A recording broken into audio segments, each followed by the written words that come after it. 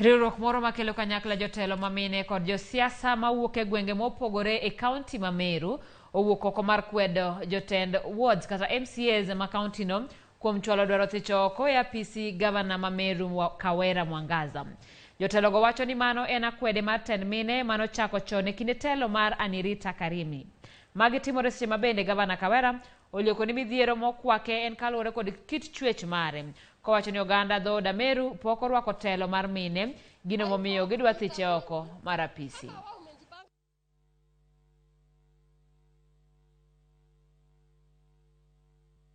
Problem in Meru is for men against women and gender issue. Yes. Kawira is competent as a governor. Yes. We have seen her going to Mashinani. We have seen her exerting as a woman rep before she was elected as a governor. Yes. So it is not an issue of incompetence. It is an issue of gender. Yes. It is an issue of male chauvinism. Yes. It is an issue of Meru men cannot accept that they are being ruled by a woman. Yes. This is a curse we intend to break. Yes.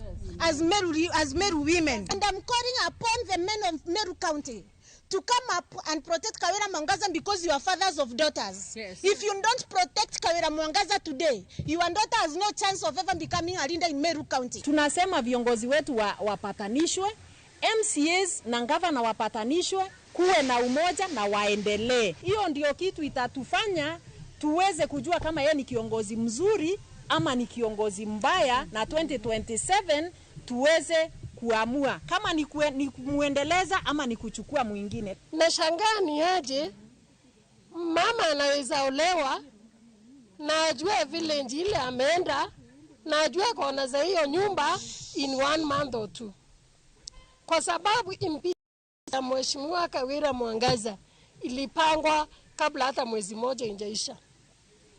Na niulize swali, kila mtu amekalia kiti chake. Senator amekalia kiti chake, MP amekalia kiti chake, governor, MCA, president na wote.